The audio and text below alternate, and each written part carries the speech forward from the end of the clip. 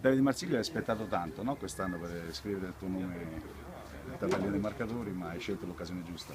Sì, dai, era una partita importante, ci tenevo molto a far bene, c'è un po' che non giocavo e quindi speravo di segnare un gol quest'anno, che mancava, E l'hai anche l'anno fatta. scorso, quindi Ma al di là del gol, è una prestazione veramente di livello, la ho tua, cercato di dare in genere.